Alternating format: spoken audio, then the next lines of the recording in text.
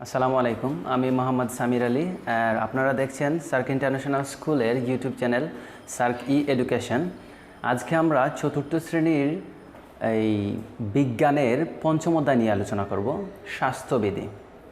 ঠিক আছে, স্বাস্থ্যবিধি বর্তমানে কিন্তু খুবই গুরুত্বপূর্ণ একটা বিষয়। এটা শুধু বর্তমানের জন্য না, এটা শুধু করোনা ভাইরাসের পরিস্থিতির জন্য স্বাস্থ্যবিধি মানতে হবে তেমন কিন্তু না। স্বাস্থ্যবিধি মানুষের প্রতিটা মুহূর্তের প্রয়োজন। আমি মনে করি মানুষের শরীরটা সুস্থ রাখার জন্য, সুন্দর করে জীবনযাপন করতে হলে আমাদের স্বাস্থ্যবিধি মেনে চলতে হবে। তাছাড়া বর্তমান পরিস্থিতি তো তোমরা বুঝতেছো যে করোনা ভাইরাসের যে আক্রমণ আমাদের উপরে আছে, এইটা একমাত্র পরিষ্কার পরিচ্ছন্নতা ছাড়া কেউ এইটা থেকে বাঁচতে পারবে না। ঠিক আছে, আচ্ছা তাহলে আজকে আমরা শুরু করব স্বাস্থ্যবিধি নিয়ে। দেখো, স্বাস্থ্যবিধি তো তোমাদের প্রথমেই আছে সুস্থ জীবনযাপন। এখানে সুস্থ জীবনযাপন আমরা কিভাবে করতে পারি বা আমাদের জীবনটাকে কিভাবে সুন্দর করে পরিচালনা করতে পারি, আমাদের শরীরটাকে কীভাবে সুস্থ রাখতে পারি, এভাবে কয়েকটা টিপস দেওয়া আছে। আমি শুধু জাস্ট পয়েন্টগুলো তুলে ধরেছি এখানে, এগুলো নিয়ে আমরা আলোচনা করব। এরপরে এই পয়েন্টের উপরে ভিত্তি করে দুইটা প্রশ্ন আছে এখানে, দেখো 1, 2, এই দুইটা প্রশ্ন আমরা ভালো করে উত্তর করার চেষ্টা করব। সো তাহলে শুরু করি আমরা। প্রথমেই আছে দেখো, সুষম খাদ্য গ্রহণ। সুস্থ জীবনযাপনের প্রথম পয়েন্ট হলো সুষম খাদ্য গ্রহণ। আমাদের যদি জীবনটাকে এই সুস্থভাবে কাটাতে চাই, আমরা যদি সুস্থভাবে আমাদের জীবন কাটাতে চাই, আমাদের শরীরটাকে যদি সুস্থ রাখতে চাই, আমাদের প্রথমেই যেটা প্রয়োজন সুষম খাদ্য গ্রহণ। আমরা কিন্তু জীবনটাকে বাঁচানোর জন্য, আমরা জীবন বাঁচানোর জন্য খাদ্য গ্রহণ করি বা খাবার খাই, কিন্তু এই খাবারটা যদি আমরা যে কোনো খাবার খাই কিন্তু চলবে। ঠিক আছে, আমরা খাবারটা খাই মূলত খিদা মেটানোর জন্য, আমাদের এই পেটে যে খিদা লাগে ওইটা মেটানোর জন্য খাবার খাই। এটা যে কোনো প্রকার খাবার খেলে আমাদের যেটা ইসলাম ধর্মে হালাল আছে ওইগুলো যদি আমরা খাই হবে, কিন্তু সুষম খাদ্য যদি আমরা খাই আমাদের শরীরটা সুঠাম থাকবে, সব সময় সুস্থ থাকবে। আমরা সর্বদা চেষ্টা করব যাতে সুষম খাদ্যগুলো আমরা যাতে গ্রহণ করতে পারি, এবং পর্যাপ্ত পরিমাণ সুষম খাদ্য গ্রহণ করার পাশাপাশি আমরা যথেষ্ট পরিমাণ পানি পান করতে হবে। কারণ পানি এমন একটা পদার্থ, এমন একটা তরল পদার্থ যেটা শরীরের বেশিরভাগই পানি দ্বারা গঠিত। ঠিক আছে, আমরা জানি।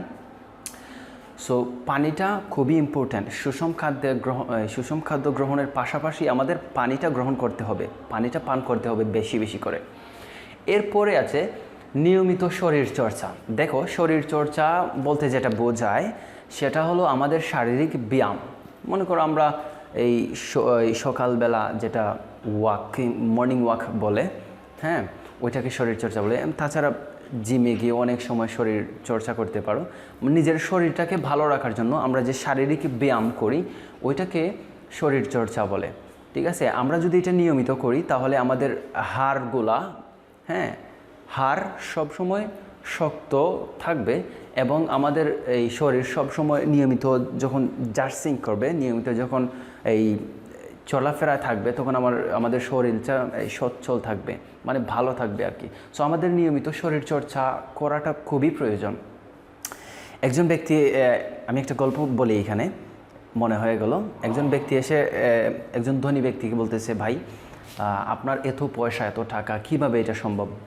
উনি সরাসরি বললেন, কোনো উত্তর না দিয়ে সরাসরি বললেন, আপনি এই সকালে উঠে প্রতিদিন দৌড়াবেন।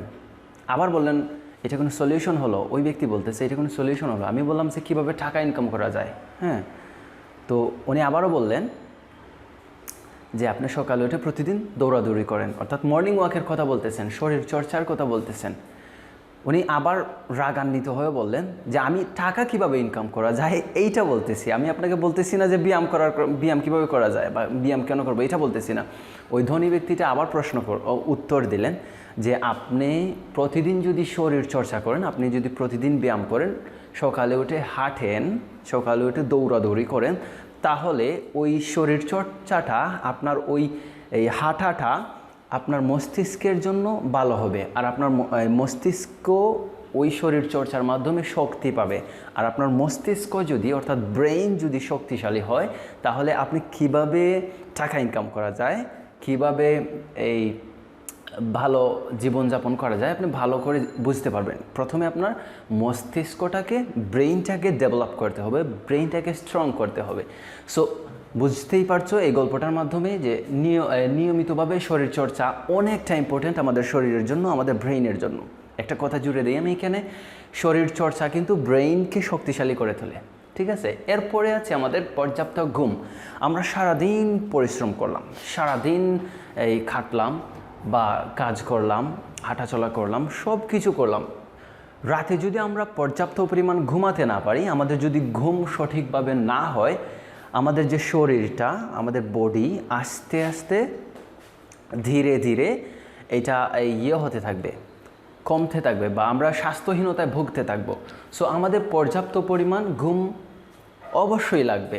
এই বৈজ্ঞানিক ভিত্তিতে প্রতিদিন 7 থেকে 8 ঘন্টা ঘুমাতে হয়, অনেকে 9 ঘন্টাও বলেন।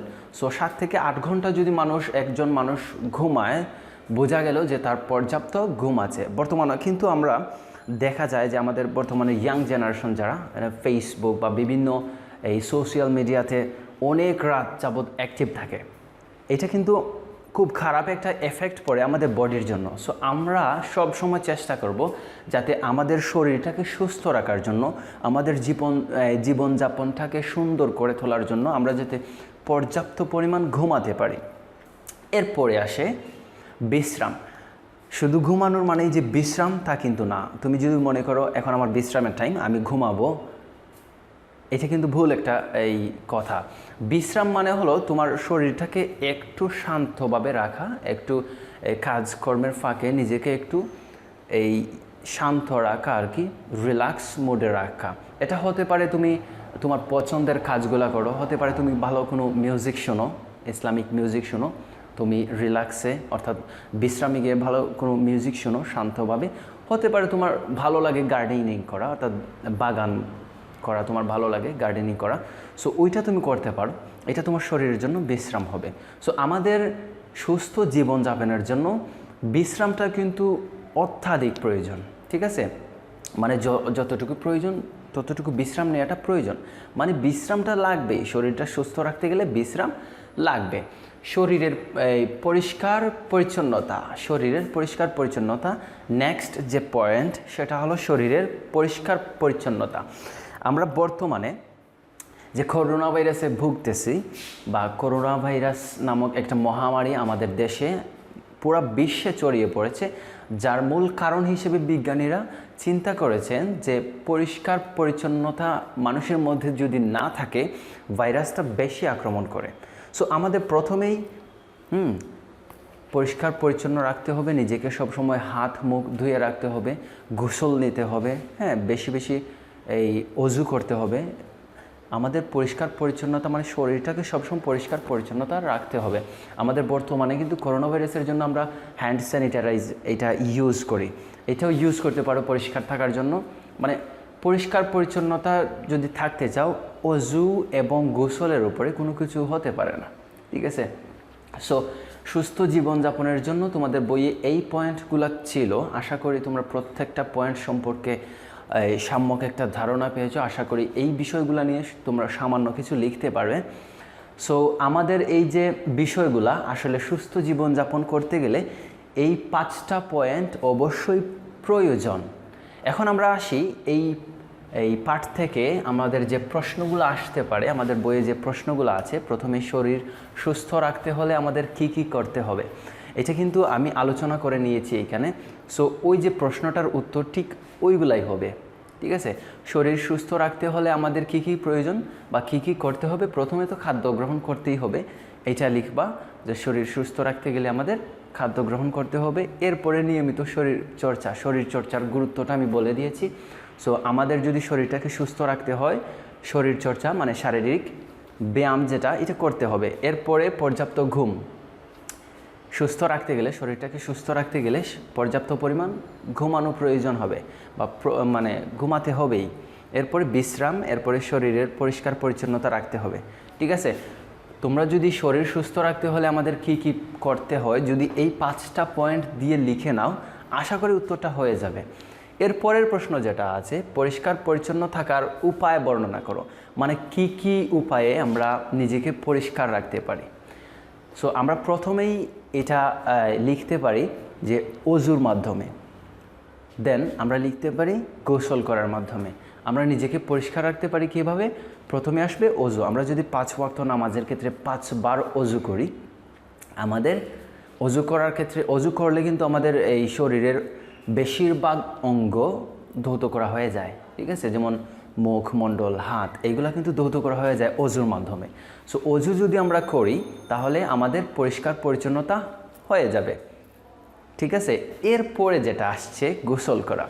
পরিষ্কার পরিচ্ছন্নতা থাকার জন্য, নিজের শরীরকে পরিষ্কার রাখার জন্য গোসলের চেয়ে উত্তম কিছু হতে পারে না। আমরা অজু যখন করি তখন আমাদের শরীরের কিছু কিছু অঙ্গ, হাত, মুখ, পা, গিরা পর্যন্ত, এগুলো কিন্তু ধৌত করা হয়ে যায়। কিন্তু গোসল করার মাধ্যমে আমাদের পুরো শরীরটা কী হয়ে যায়? ধৌত করা হয়ে যায়, পরিষ্কার করা হয়ে যায়। সো আমি এই পরিষ্কার পরিচ্ছন্নতা থাকার উপায়সমূহ, এইগুলোর মধ্যে আমি 2টা পয়েন্টস দিলাম। একটা হলো অজু করার মাধ্যমে, আরেকটা হলো গোসল করার মাধ্যমে। তাছাড়া আরও কিছু পয়েন্টস অ্যাড করতে পারো তোমরা নিজেদের মধ্য থেকে, নিজেদের ব্রেইন থেকে তোমরা কিছু অ্যাড করতে পারো, সমস্যা নাই। সো আশা করি আমরা এই 5ম অধ্যায়ের স্বাস্থ্যবিধি নিয়ে এই যে পাঠটা আলোচনা করলাম, আশা করি যে তোমরা বুঝতে পেরেছো সুস্থ জীবনযাপন কীভাবে করতে হয়, এবং এই 2টা প্রশ্ন নিয়ে আলোচনা করলাম। সো আমাদের প্রথম পর্ব এখানেই শেষ। আমরা এই অধ্যায়ের আরও কিছু পড়া রয়েছে, আরও কিছু এই পাঠ বিশ্লেষণ করতে হবে আমাদের। আমরা নেক্সট পর্বে এইটা নিয়ে আলোচনা করব। আগামী পর্ব দেখার আমন্ত্রণ জানিয়ে এই ক্লাস এখানেই শেষ করছি। সবাই সুস্থ থাকো, ভালো থাকো। আসসালামু আলাইকুম।